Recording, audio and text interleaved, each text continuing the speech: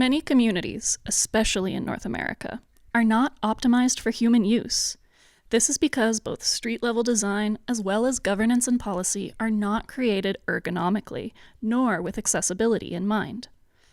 The solution to this is urban planners becoming more aware of ergonomics in creating plans for communities, as well as prioritizing people above non-human tools or systems in their decision-making. Step 1. What are ergonomics? As Jane Jacobs said in her famous essay, downtown is for people. And if we are, in fact, meant to design places for people to use, then why are planners not making better use of ergonomics? The values of a planner must be fundamentally humanistic and act in service of the people in a community. Therefore, a good urbanist is one who plans ergonomically. Ergonomics, also synonymous with the term human factors, is a branch of applied psychology. It involves fitting a task to the human performing it. The Association of Canadian Ergonomists defines ergonomics as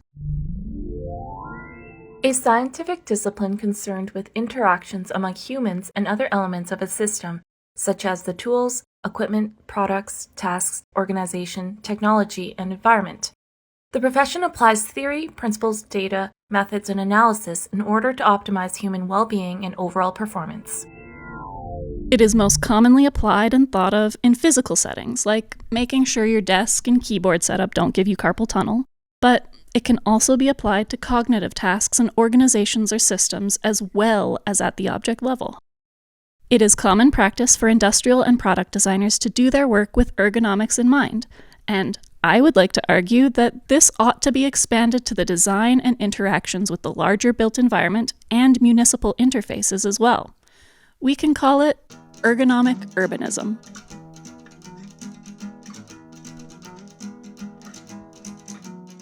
Ergonomic urbanism is when planners fit the tasks and experiences within an urban area to the people who will use those spaces. You could see ergonomic urbanism as the flip side of the coin to car centricity, or against centering the ease of policy and engineering. And look, I know, car lobbying, all sorts of money went into the car centricity that we face in North America. I know, but I'm also wondering why people never saw that as an obvious harm to themselves. What could have tricked people into thinking, oh yeah, no, that's a good idea. I think we could go with that. So that's what I'm looking at here. I'm not looking at the money at this particular moment. Just stick with me for a second. I think it's obvious to say that places where people live should be designed and built for people, rather than cars, capital, organizational pathways, or some other non-human system. But, of course, this is easier said than done, because it can actually be quite seductive to design a place around a tool like a car, because the car is simple. The car does not want.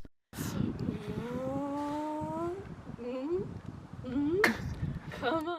And we have these amazingly adaptable brains that are capable of embodying our tools, which can sometimes trick us into thinking we're still designing for humans, even when we've stopped doing that entirely.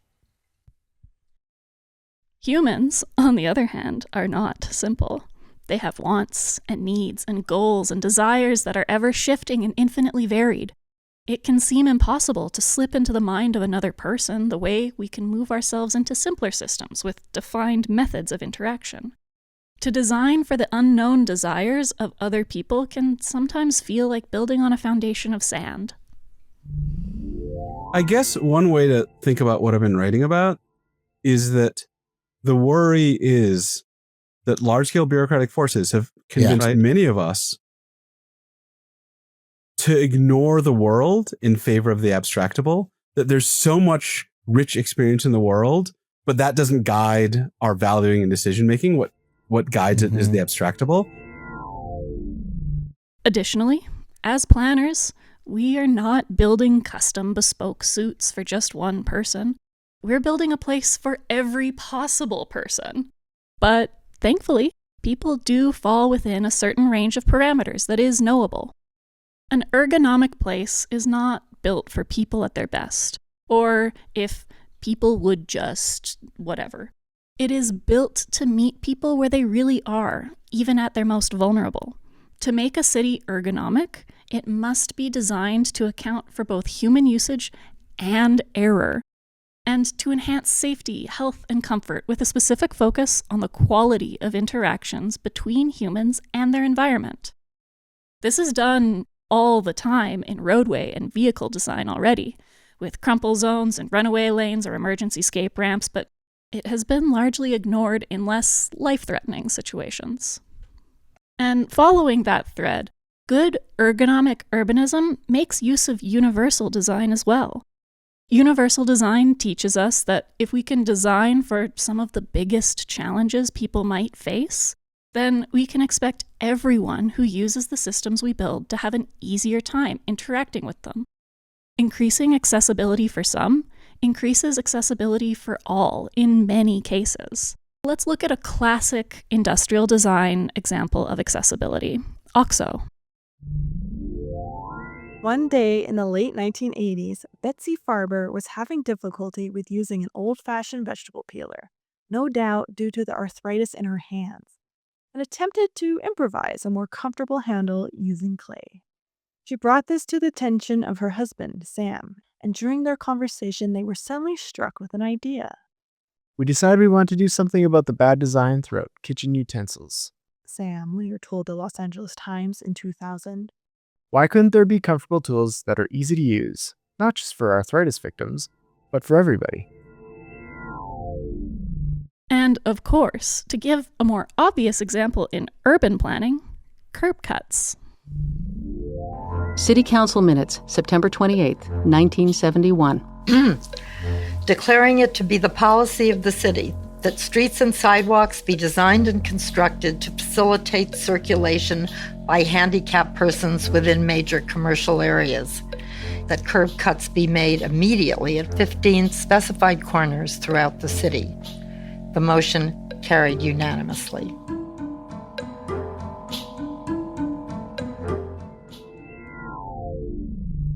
But note that even then, there's still that caveat of being within major commercial areas, which is obviously not paying attention to how someone might get from their home to a major commercial area in the first place. So, despite their calls for universality, the very first win on this issue was not made without unnecessary concessions.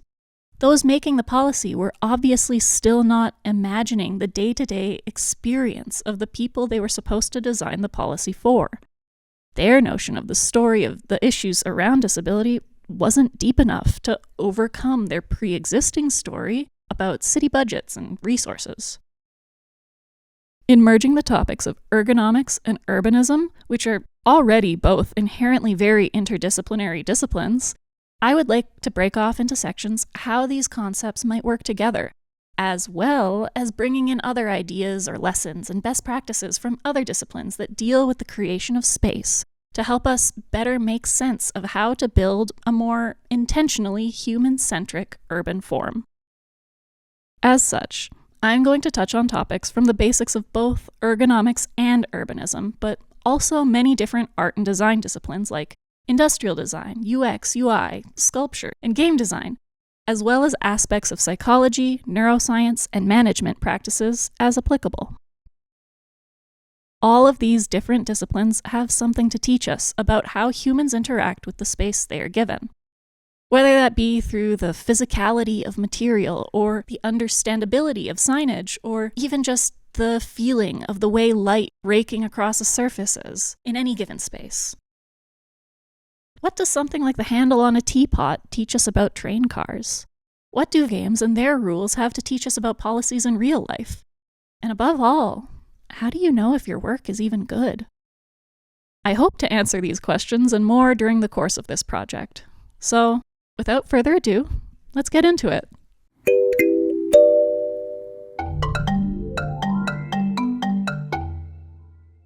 Making good work is an obvious goal to have. Everybody wants their creation, whatever it may be, to be good. But good is such a broad and context-dependent concept that it is exceptionally difficult for it to be meaningfully defined. There are, however, frameworks and principles we can apply to certain types of work to help us get to where we want to go. Here, I'm going to be discussing the specific work of placemaking in planning, talking about the aesthetic qualities. And as such, we'll be discussing the public realm and the humans and creatures who experience it. The public realm is all of the parts of an urban area that are owned by the municipality or have otherwise been made accessible to the public. This can be things like streets, parks, plazas, and public buildings, and our designs should have both aesthetic and functional aspects to them. That's what makes it not art. That's what makes it design. It's got function and aesthetics. Whoa! As planners, the aesthetic work that we can do in 3D space is largely going to revolve around people and the way that they perceive and navigate and interact with the world.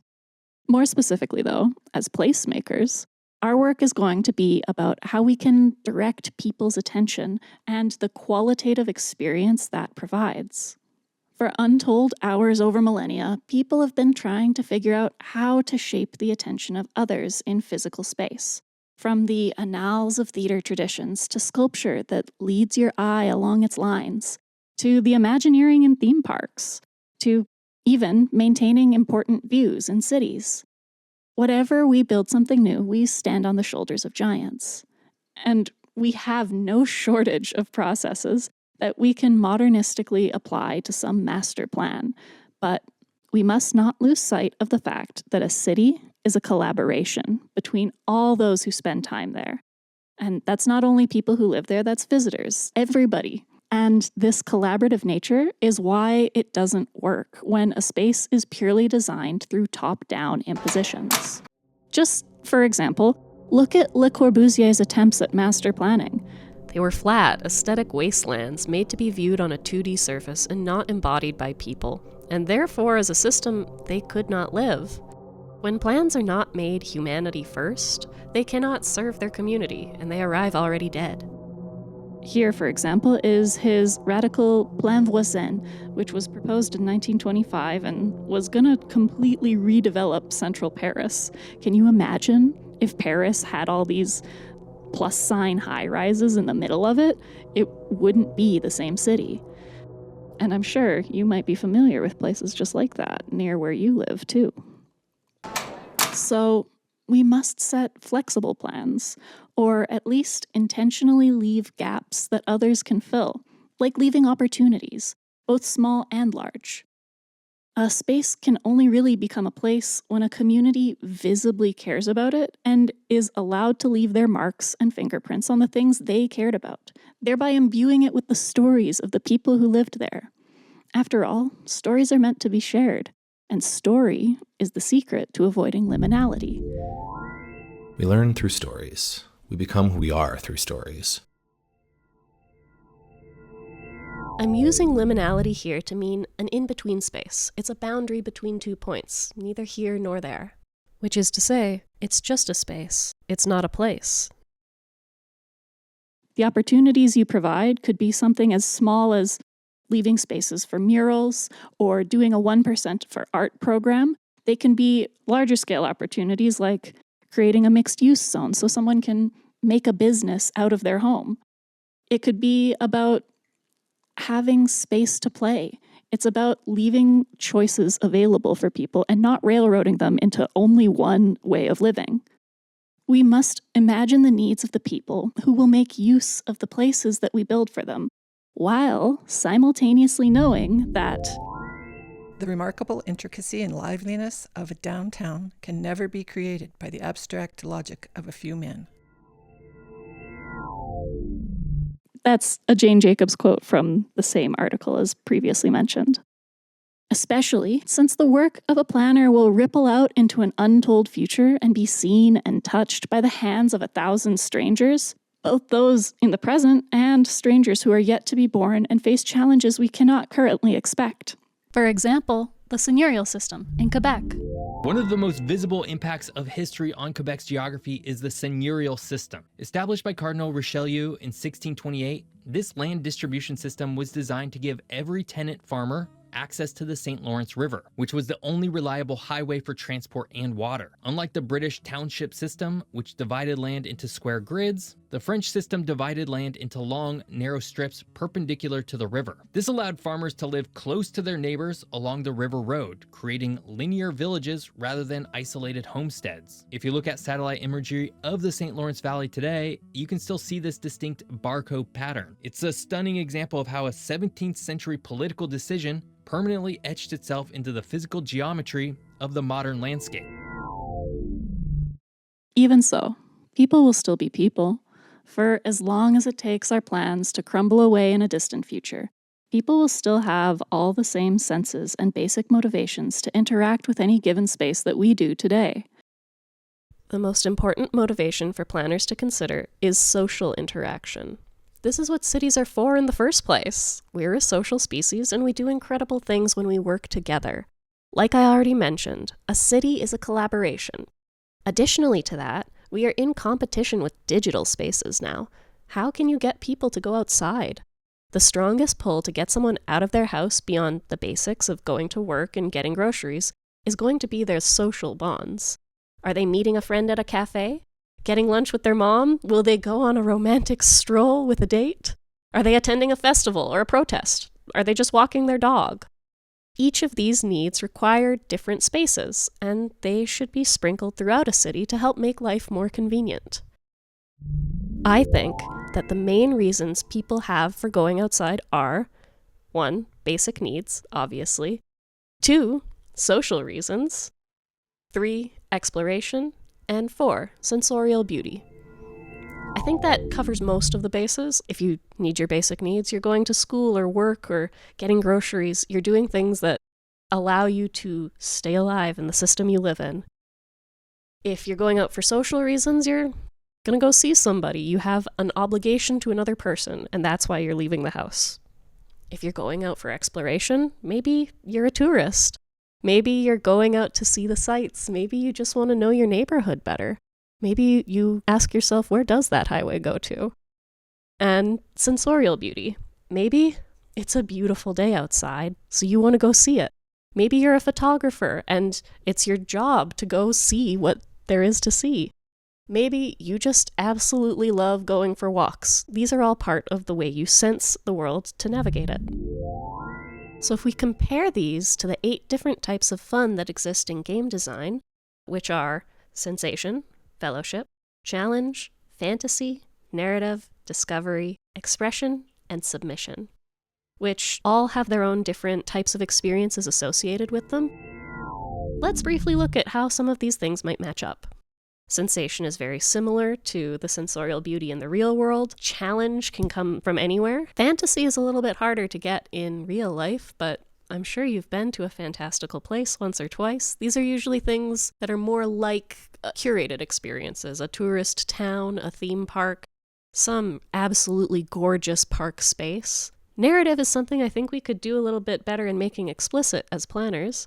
Most often you'll find narrative on your own. You tell yourself your own story, after all. Discovery is part of exploration. It's the need to see what's around that corner. What is in that shop? How can I know a little bit more about the world around me? And expression, obviously, is about being who you are on purpose and showing it and sharing it with other people.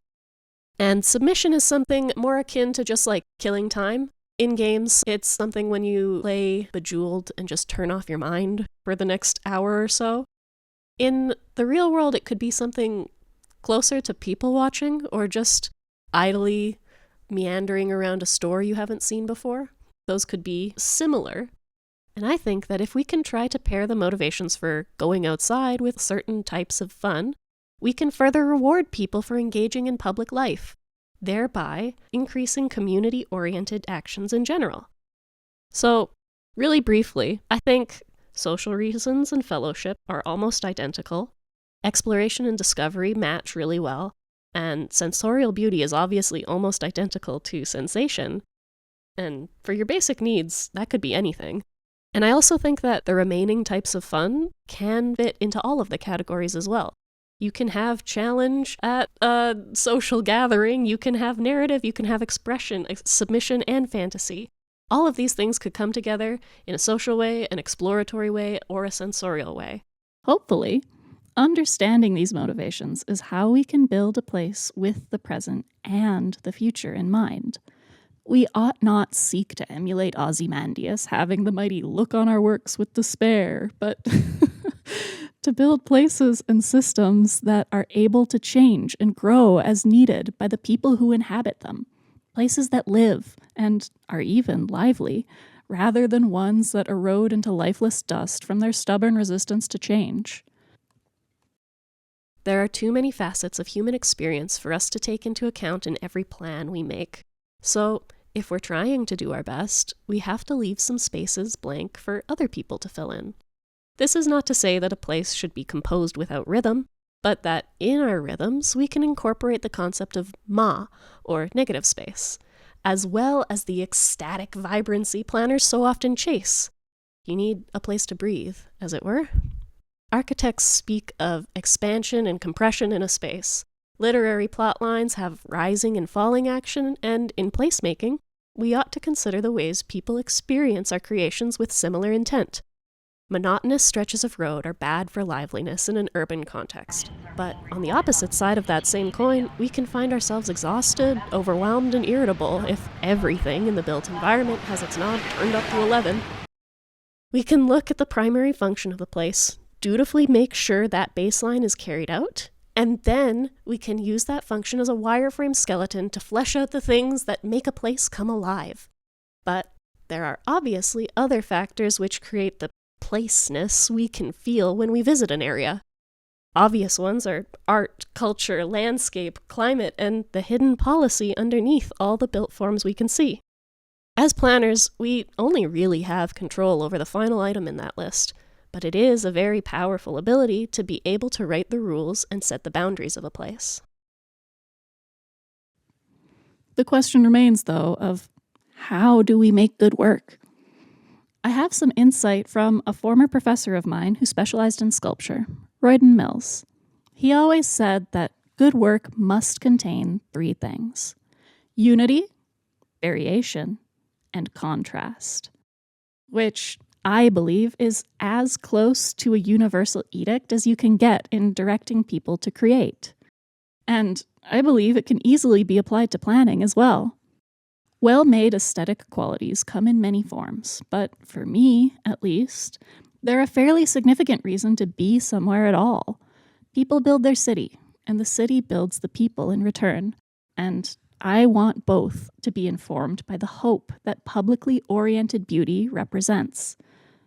So, what do the principles of unity, variation, and contrast actually look like in public spaces? All three conditions should be met for a place to be the best possible version of itself. For example, you can get unity from design guidelines that force everything to have the same signage, or you could get variation from the different kinds of uses that you see in an area. Having a monoculture of just single-family housing, for example, is kind of bad for livability. Ask me how I knew. I grew up in the suburbs. I was an indoor child. I couldn't go anywhere. There was nothing. It's bad for people. And you can also get contrast from different spatial forms. Things could be closed or open. You could have big buildings next to small ones. If all of these things can come together, I really think that they make things lively. These are the little secret spices that you can sprinkle into your plans. Another truism from Roy is that good work rewards the observant viewer. And I believe that this concept is where serendipitous discoveries in urban built forms are stored. It is in an unexpectedly whimsical detail in the concrete, a nod or a wink to those who look up when most people stare at their feet. It's in a rumble strip that plays you a song.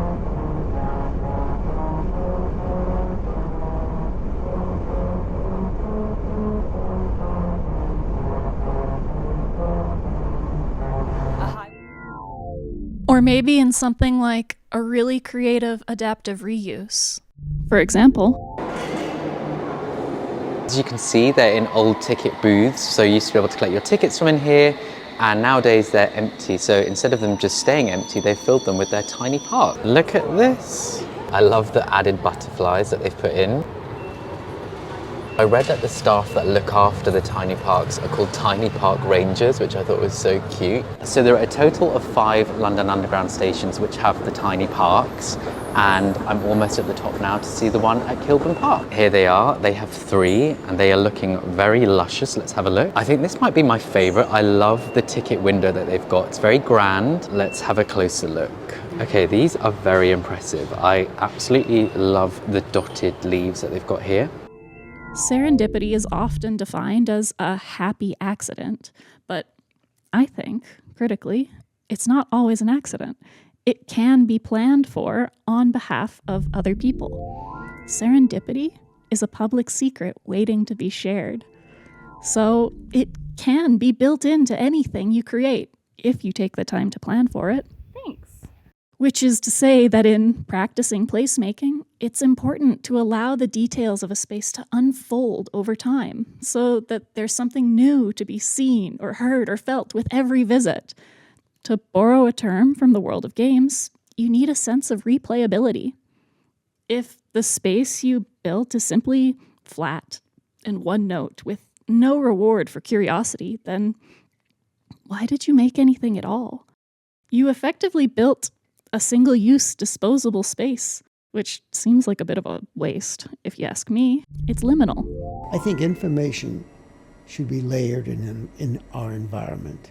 Information should be layered. Cultural information, it should be layered in the environment, not didactically. It should be an integral part.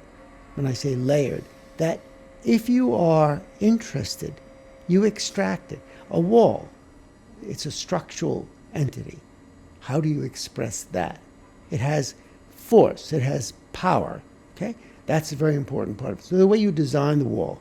But then again, the wall is also a billboard, okay? I see. So how do you then express, what kind of information do you express on a billboard?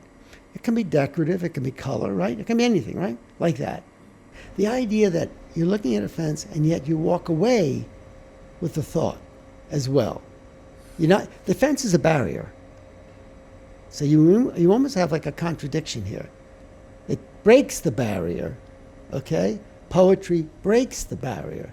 The idea that it doesn't stop you. It begins something, yeah? So the texture of experience must be meaningfully layered to allow a story to be told through spatial means alone. The things that keep us from liminality are the things that make us human. The details, the culture, the changes, the sights and smells, and, obviously, the people.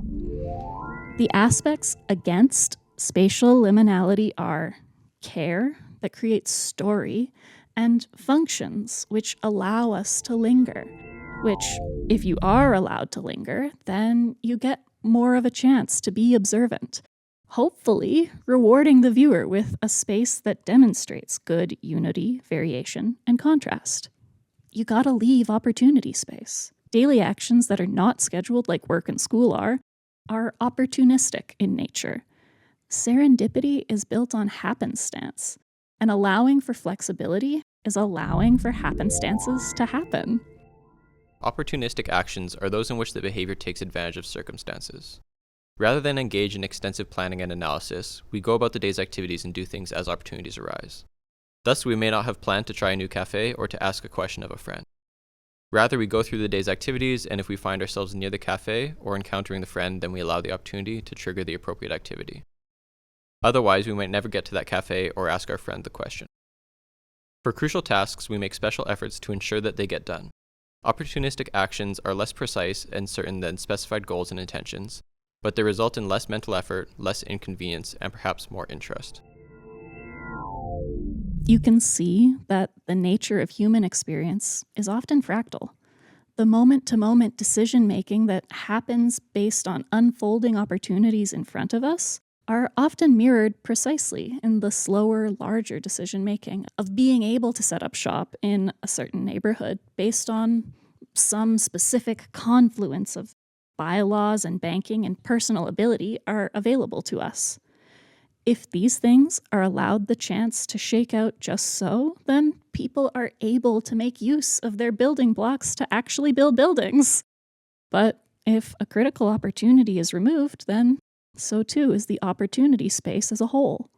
You need everything to come together.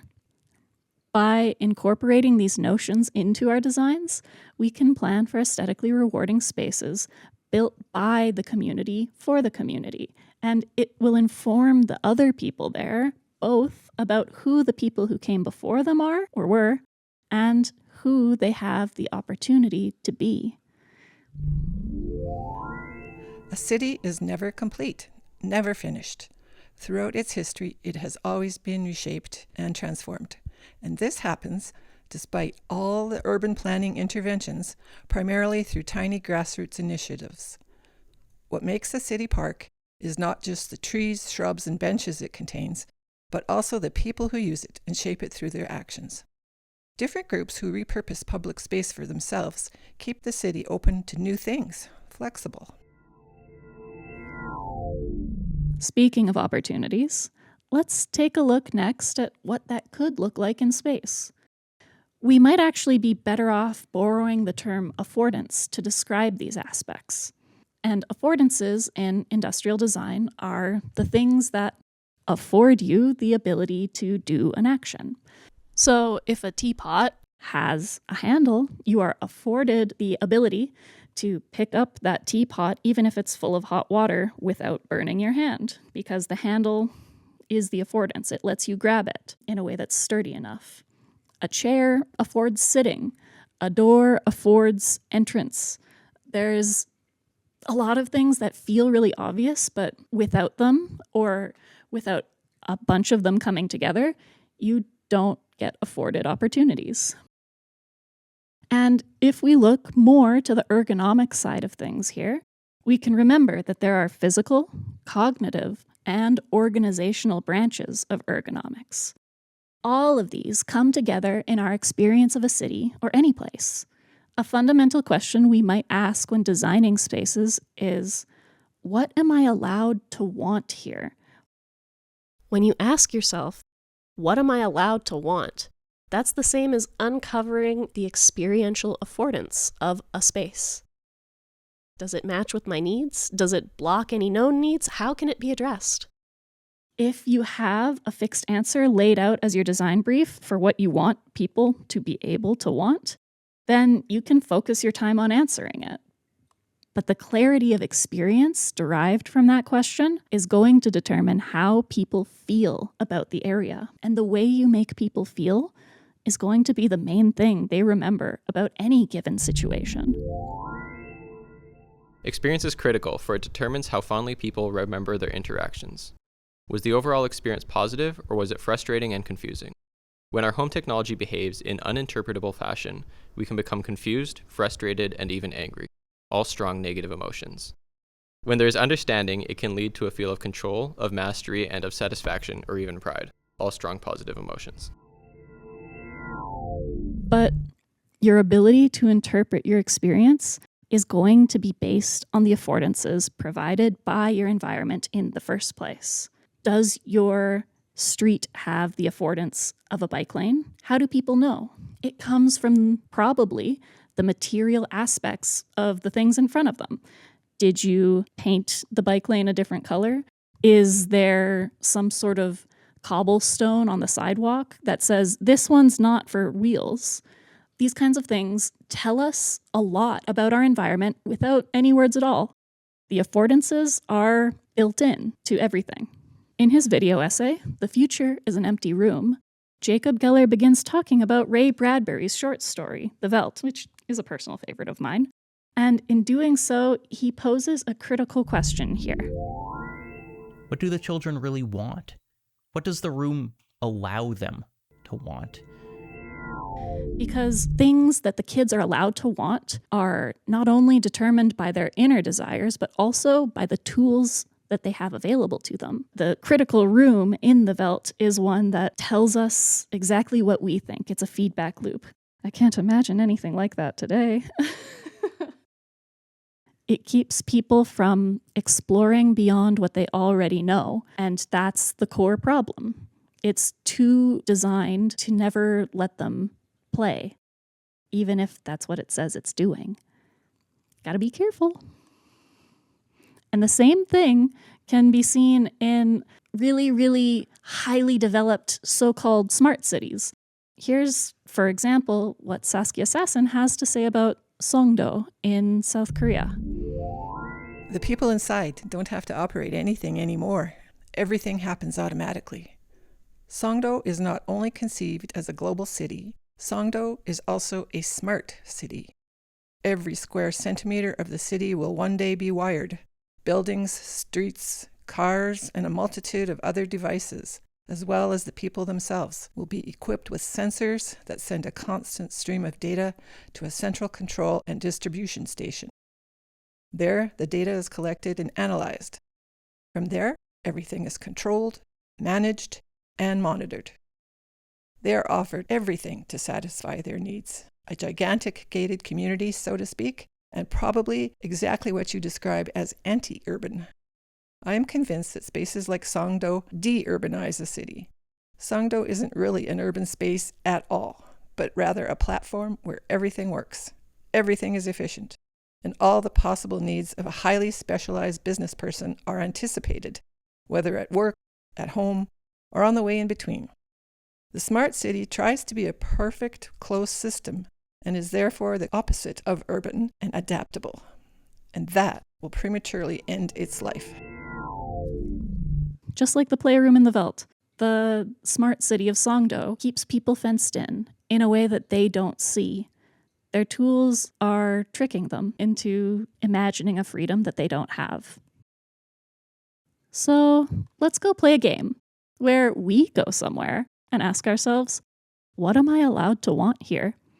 This is the Center in the Park area in Sherwood Park in Strathcona County. So, what am I allowed to want here? I'm allowed to want to go forward on this path. I'm, based on the mulch and the way the snow is, probably not allowed to want to walk off the path. There's these red fences over here that tell me I'm not allowed to want to go into the construction zone. But I'm very much allowed to want to sit, which is nice. There's this lovely little plaza in the area. I'm allowed to want to go for a walk. I'm not allowed to want to do winter sports, because I could die. I'm also allowed to want to sit at any of these benches, and I'm allowed to want to generate garbage, because there are garbage cans, which is thoughtful. You don't always want to generate garbage, but it might be something you do. There's dual paths here. There's a bridge that lets me cross over the water body. In this plaza, you're even allowed to want to perform, and that makes a lot of sense because this is right next to a big theater space, so it's thematic to the area. And obviously this space allows me to want to drive here to see the theater. It allows me to want to walk or bike here too, and it certainly wants to allow me to park here. And then past the parking lot, there's more of an actual park over in that direction too. So each of these is a little pathway for these individual homeowners to go walk up to their house, but the gate tells you only those certain people are allowed to walk here, but this nice wide open path is great. And then when you turn this way, you see lovely curb cuts, but the rocks here tell you don't actually go straight. I think it actually might be because this is a parking garage and they want to give people as much space as possible to not get hit by cars, so these rocks are acting as a safety feature. And you can even see here with this big crosswalk area, there's all sorts of cobblestones for the cars to drive on, but when they're allowed to speed up more, it changes into a normal asphalt roadway. There's lots that I'm allowed to want based on the physical reality of this space.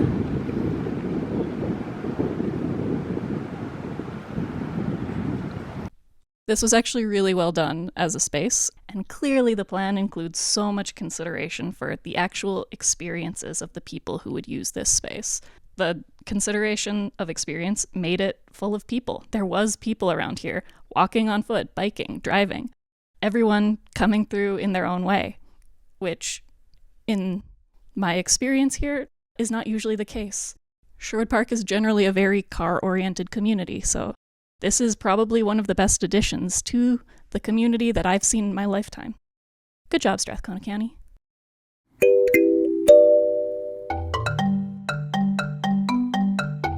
Universal design. Let's talk about universal design for a moment. The term universal design was coined by the architect Ronald Mace to describe the concept of designing all products and the built environment to be aesthetic and usable to the greatest extent possible by everyone, regardless of their age, ability, or status in life.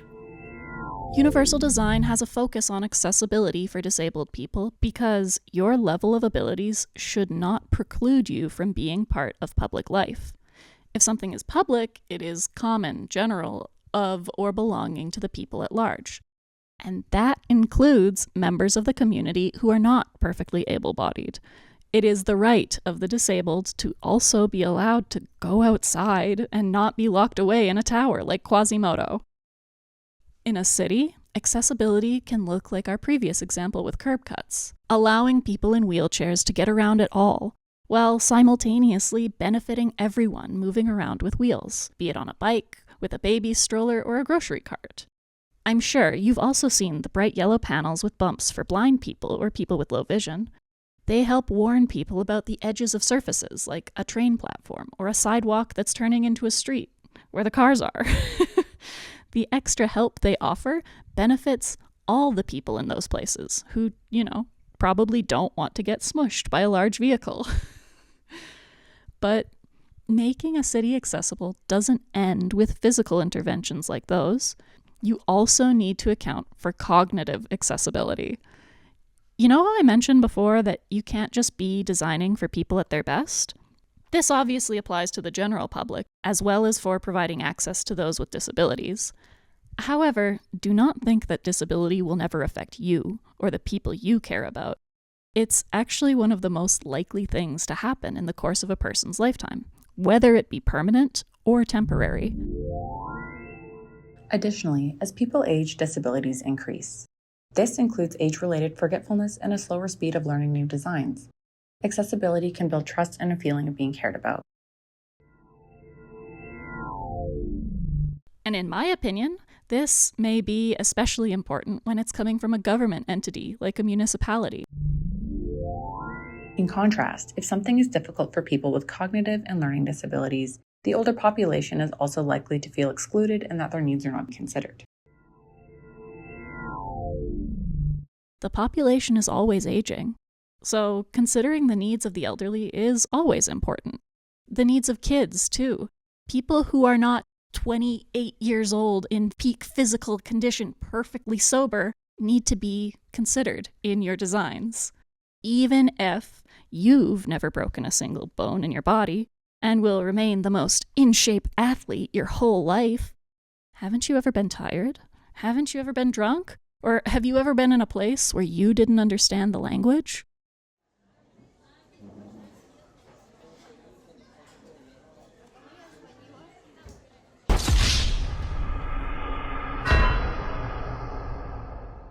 Cognitive impairment of any kind shouldn't be something that puts you in danger or excludes you from public life, just the same as physical impairment shouldn't. For wayfinding in that train station, they should have symbols, understandable color coding, along with physical and well-designed maps. Maybe they could even be installing signs in multiple languages. If your budget does in fact allow for you to install digital signs, rotating between languages can become incredibly easy too. The ones in Seoul, for example, go between 4 different languages: Korean, Chinese, Japanese, and English. In a country like Canada that has more than one official language, this should probably even be mandated, the same way it is on food packaging. And once you're on the train, the signage and environmental signals shouldn't stop helping you either.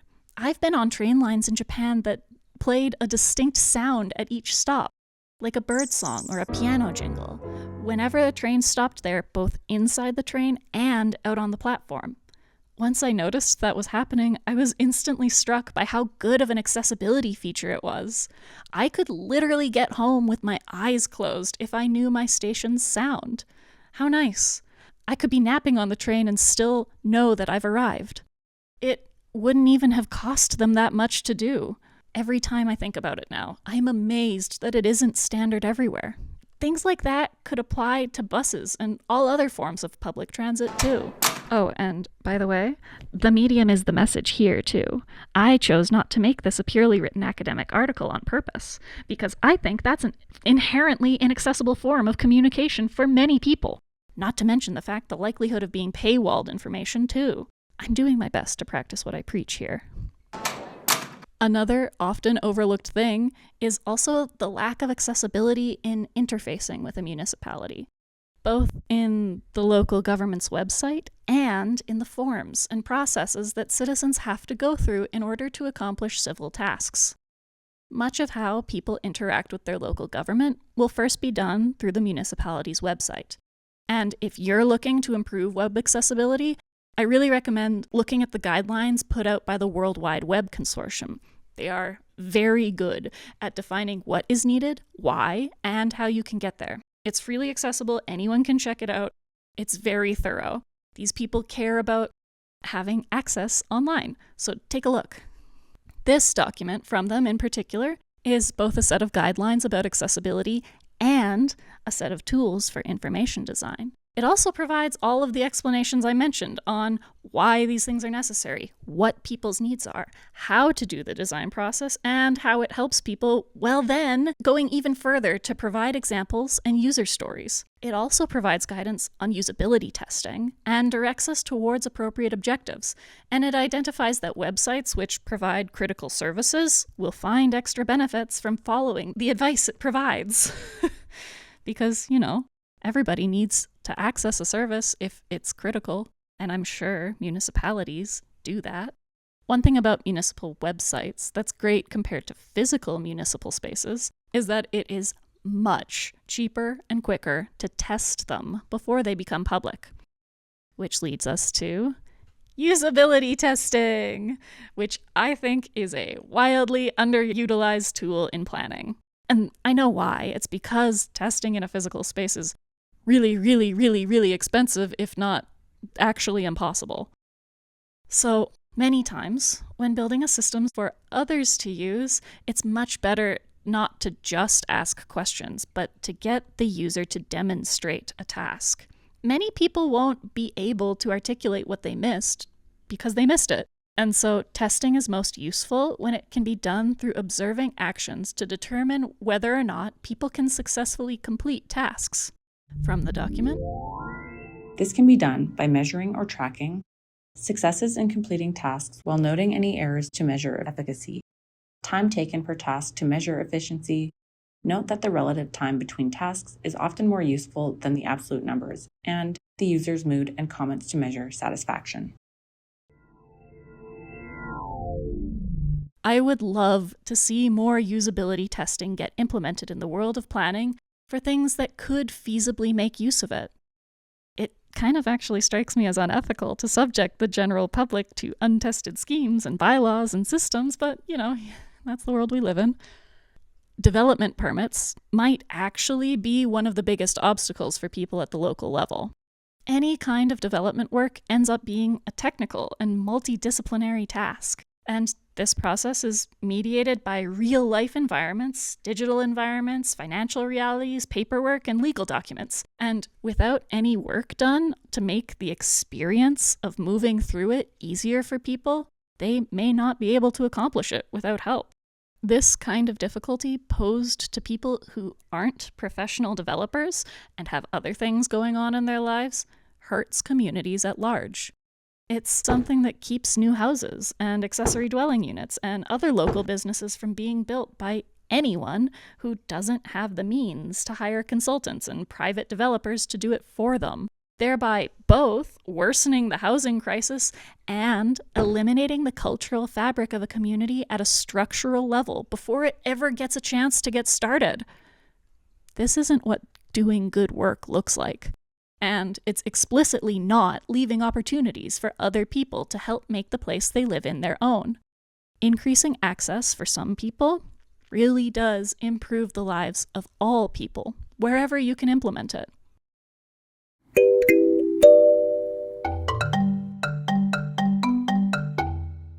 Tool embodiment.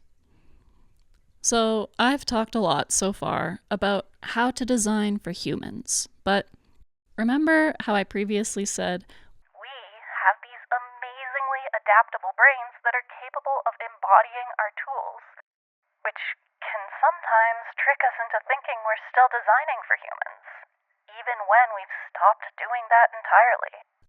I would like to point out something that I think is underexplored as one of the reasons we've ended up with many of the systems that we have. I think that our wonderful, adaptable brains lead us to see the world in ways that are actually quite limited because we have such sophisticated abilities to make use of tools. It's a wonderful skill that we've taken too far, and it can give us blinders to what our actual needs are. We do it because it lets us make a very complex world cognitively bearable for ourselves. But as we see more and more, it does come at a cost. Like if you're on your phone and somebody and so I'm showing you this. I touch. Makes me so mad. Yeah. My son does this and I'm like, I don't know why, buddy, but you need to stop that right now. You need to stop it right now. It's like he's putting his finger in my nose. Because that feels like your body? Because feels like my body. God, we're so fucked. That's crazy that you feel invasive. Mm-hmm. Not because of what he's going to touch. Yeah. But because this is a part of you. Mm-hmm. The research even bears out that we've evolved to think about the technology we use as being part of us. According to theories in extended cognition, tools are proper functional elements of our cognitive system. That is, our cognitive process does not rely only on the neural system, but also on extraneural components, that is, technology, to which we delegate specific cognitive functions. Such prosthetic capacity can be defined as the capacity to delegate cognitive functions to external elements, offloading and outsourcing information processing to peripheral, that is, out-of-body components. And then, building on that, if we then use their definition of tool use as well, which is this. We suggest that to be a tool, an object must fulfill at least 3 crucial conditions. First, it must be integrated within the body schemes of the brain, as a real extension of its space and functions. Second, it must be part of a productive chain, in which a propedeutic sequence of tools is necessary to achieve a final target. Third, it must not simply assist the ecological and economic behavior of a species, but must be integrated with and necessary to a cultural niche.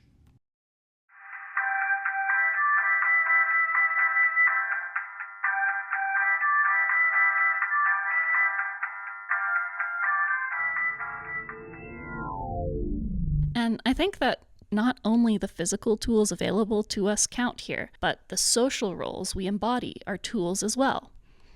A role is a tool that tells you how you can be in a given situation. We see this with actors, and we see it in our jobs, too.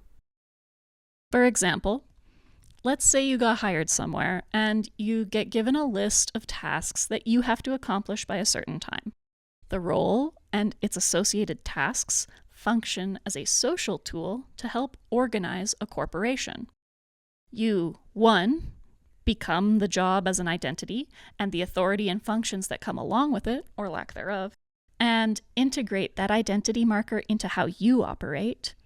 2, your job is almost certainly part of a productive chain, and it's something that you had to be taught as well.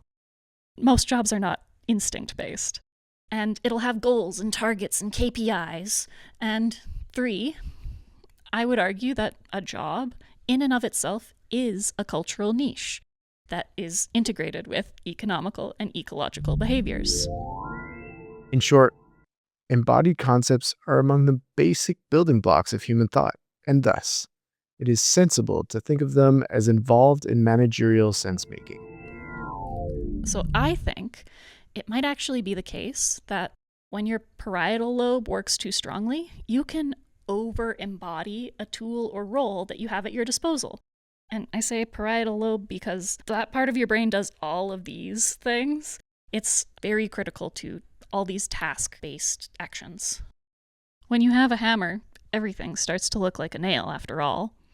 But obviously, this is harder to determine conclusively and is often much less pressing than determining the opposite problem of the parietal lobe not working well enough. So I couldn't find any research specifically discussing this inverse topic.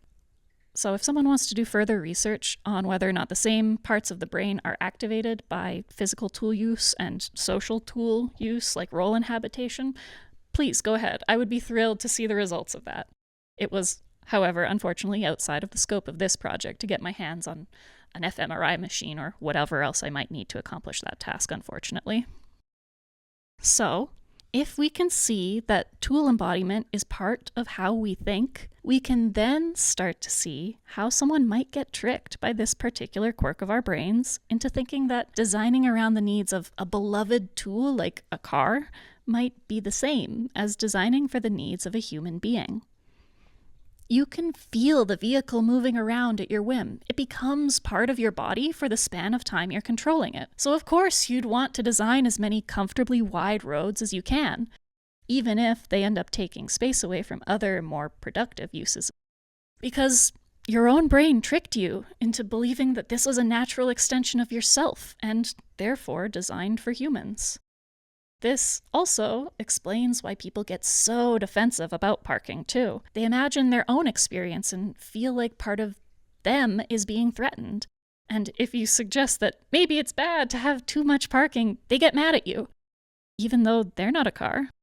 No one ever wants to lose anything, and they especially don't want to lose something that they see as part of who they are, whether that be a car or a job or anything else that we've embodied.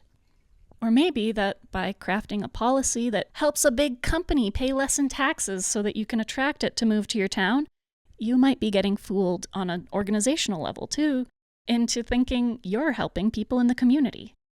But even if a corporation has natural person powers, it is not, in fact, a natural human person.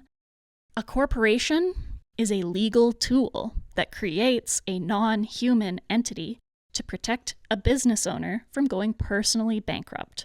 It's nothing more and nothing less. It's a thing that we invented. It is yet another tool. And in order to fulfill its task, the goal of a corporation is to hold money. And the more money, the better. Human well-being, and by extension, environmental well-being, is simply not a factor in the calculations of a bottom line. So the corporation will not be naturally obligated to structure itself around endeavors like that have been deemed extraneous. And then it will not create further tools that seek to promote such frivolities. This is, by the way, why every manager is the worst. They aren't being given the appropriate affordances in their tools that are available to them to be allowed to act in humanistic ways, because the role just wasn't designed with human-centric goals. The problem with the designs of most engineers is that they are too logical. We have to accept human behavior the way it is, not the way we would wish it to be.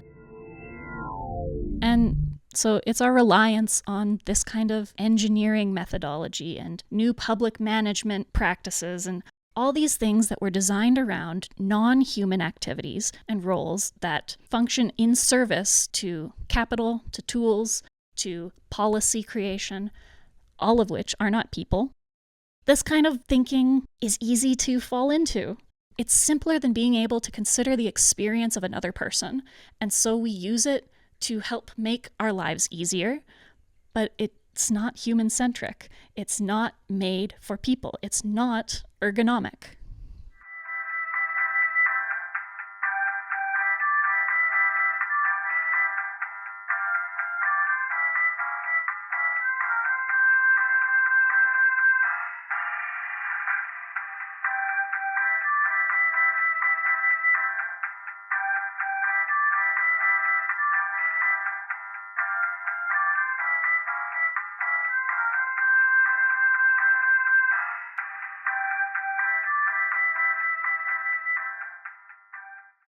So, beyond ergonomics, a place I think we can actually learn a lot from as planners is the world of game design.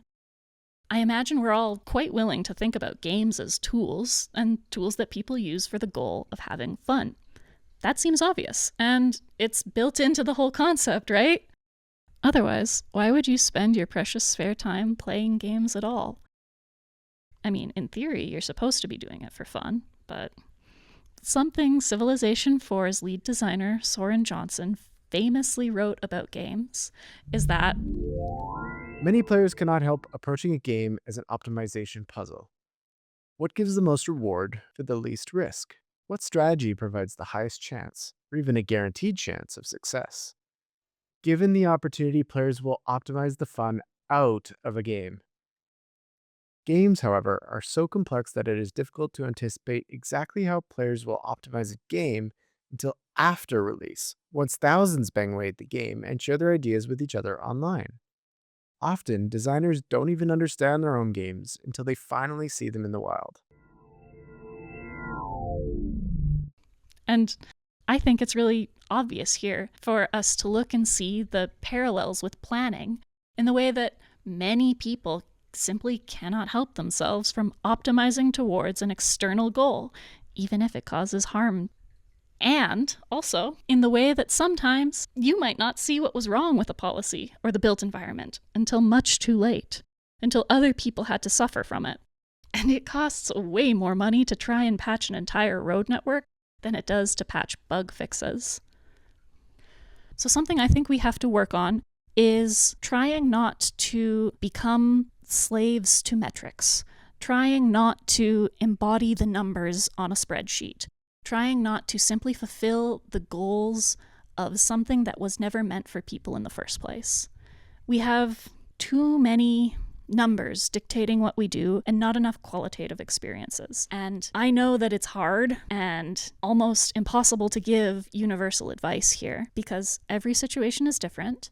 And I think actually maybe we might be beholden to having things happen on a case-by-case basis, no matter what we end up doing. And that's okay. And within that idea of virtue actually being you kind of have to serve multiple masters, and there have been a lot of ideologies for human history that seek to go, actually, you can just maximize for liberty and it'll all fucking shake out. Just get as free as possible and people will get healthcare. You know, like that idea of we can go, just put all your chips on one number on the roulette table of civic virtues, and that will produce the optimal society, as opposed to what seems like maybe the thing, which is there are multiple virtues, all of which are important, all of which can be engaged into excess, some of which, or many of which, are in conflict at a given moment. And instead of trying to avoid judgments on a case-by-case basis, perhaps a case-by-case basis being the most possible work is the ultimate thing you kind of have to do to be good. And it'll help everywhere become the place it wants to be, rather than a copy and pasted something from the middle of nowhere, a place that could be anywhere in the entire world. I want to live where the people are, and I want the people to be seen and known and feel like they belong. All too often, regulations demand and disseminate so much information of such complexity that those who need to judge trustworthiness are overwhelmed and left uncertain. The battle to improve expert performance and communication with wider audiences has worked in some cases, but in others it has been lost.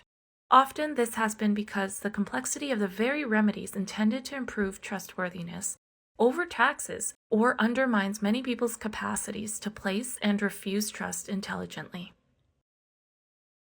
But they're good at different things. And the problem is when we compulsively reach for the quantitative, even when it's inappropriate. They drive our behavior because they make us easy to be understood and make it easy for us to justify ourselves to other people. They're ready-made, instant justification packet. And so when you speak in that language, if you align yourself to that language, it's easier for you to justify yourself. And if you believe in that, then you are no longer mysterious to other people, right? Then you can instantly justify your actions to other people. And the only price is giving up everything particular and high context out of your values. And So much of our social world is about being able to justify ourselves to other people. So of course we seek out the shorthand way of doing so. It feels bad to be misunderstood.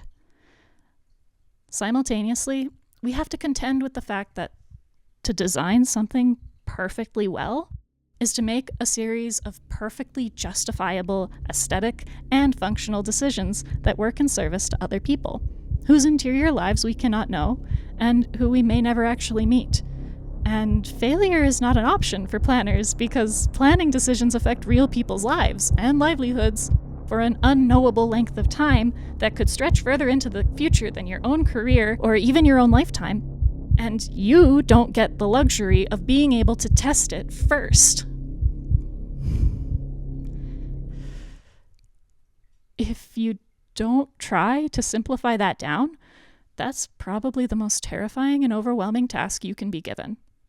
So, yeah, of course we seek out the shorthand.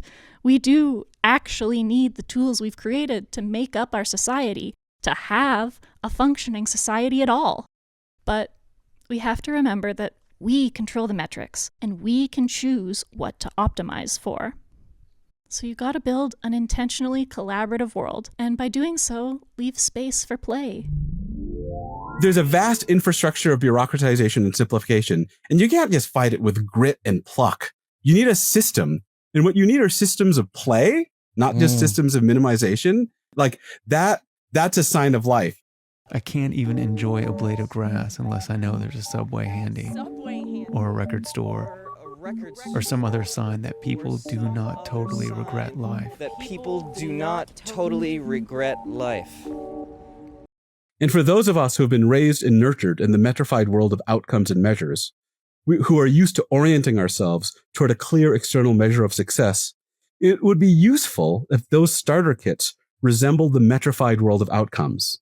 It would be useful if they had at their heart something familiar, some kind of clear ranking or scoring systems, so that we who are raised in the metrified world will feel comfortable and secure. We need metrics methadone.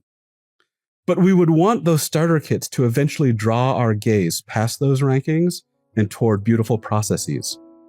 It's goddamn games. A real-world place is not a game, but it can still be satisfying and rewarding to experience. The satisfaction can come from mastery and understanding. Once you know how it works, you aren't lost anymore. Building on that, we can make use of the concepts from games and apply them to our policy endeavors to build collaborative spaces in our collaborative and open world, thereby making it more ergonomic. To become ergonomic urbanists, we must strive to do good work aesthetically, integrate universal design principles, and learn to notice when we've stopped designing for people and started designing for things. Doing so will let us plan our places for people.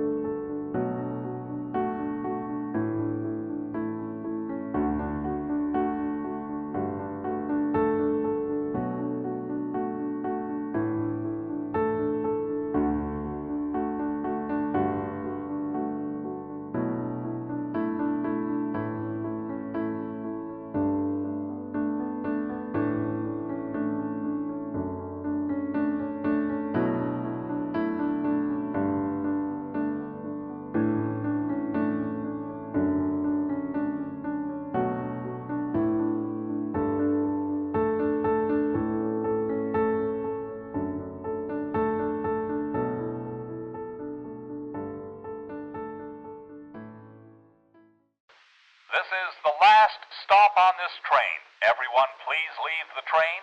Thank you for riding transit.